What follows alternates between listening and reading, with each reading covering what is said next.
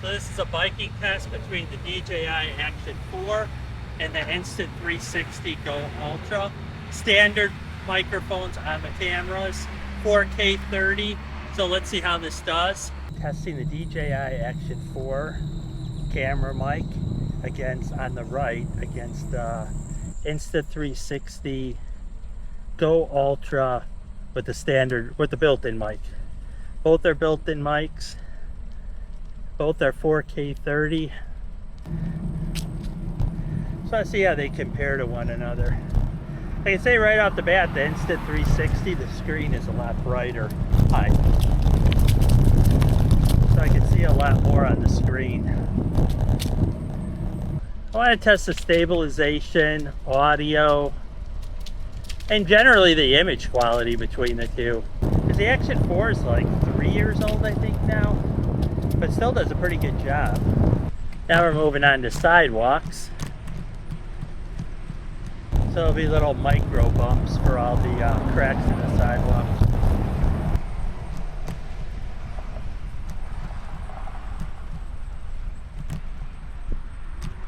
So now we're going on to the gravel road. So you should hear that. We're going to get further away from the road, so you shouldn't hear the background road as much. I just want to see how well they do at taking out the background noise. And this is just a manual bike, not an e-bike or anything. I'm going about 10 miles an hour. Wind's coming into my face, it sounds like. So that I believe the Insta360 will do a better job of. So coming up here, I'll be making a right. And the underpass for the road will be maybe about 2 blocks. And that's why I want to test the stabilization. So here's our turn off for the tunnel. We're off the crushed limestone back onto a paved path. And again, I just want to see how this does. Like I said, on the walking, when it got darker, the stabilization kind of went wonky on the Insta360. Like right about now.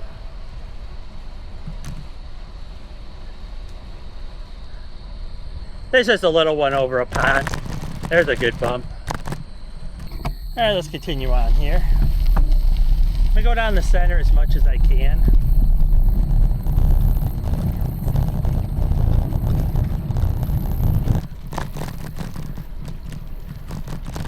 So this is somewhat bumpy.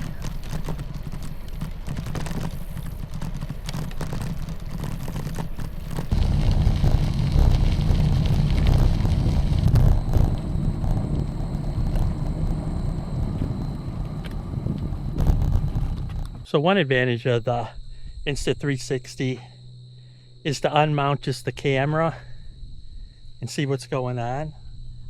See different and see a different perspective. Is a lot easier on the Insta360 because you can just pop the camera module out. This was actually overflowing like 2 months ago over the actual bridge here, so I'm going to mount it back in the camera and then we'll continue on.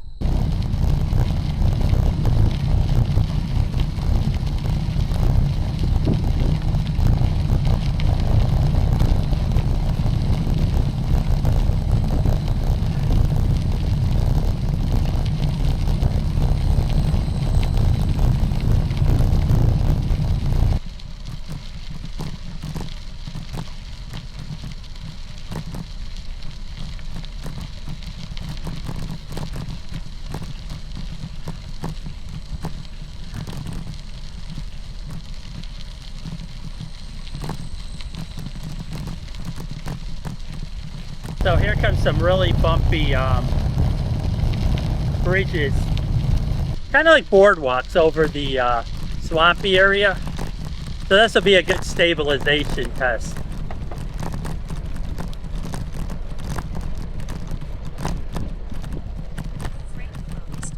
Oh, you can see the birds there.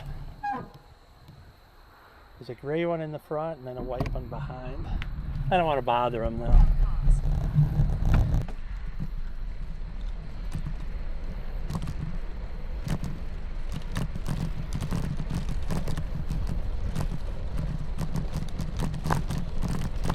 I believe the next two are more bouncy, or rickety.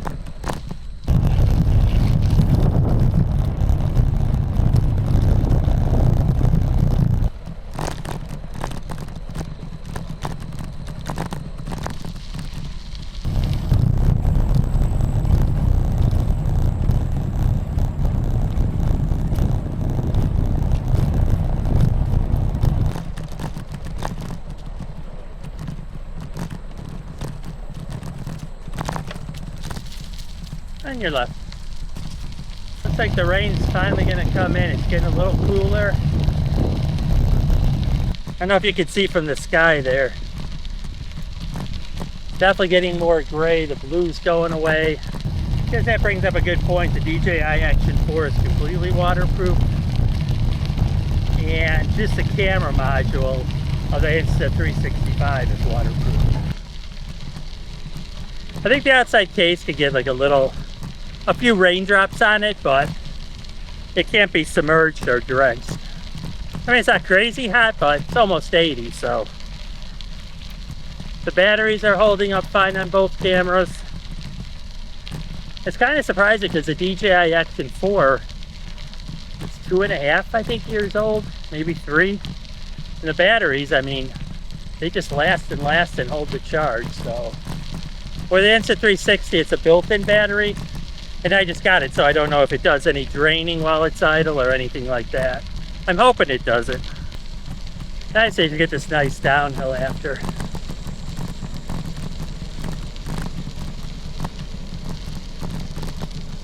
16.7 miles per hour. So I have both these cameras mounted above the handlebars. So I'm going to go over the bridge and then put them under the handlebars.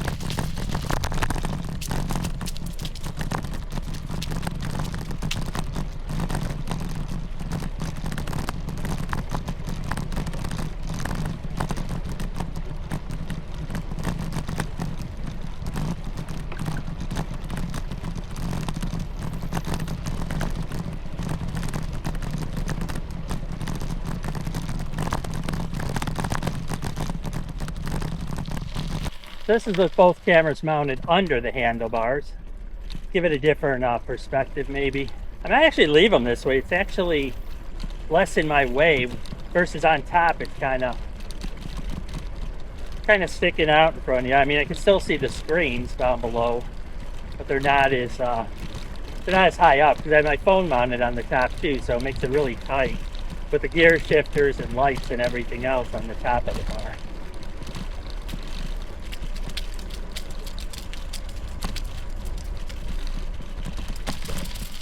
So this concludes the video of the DJI Action 4 between the Insta360 Ultra Go comparison to see how well they do.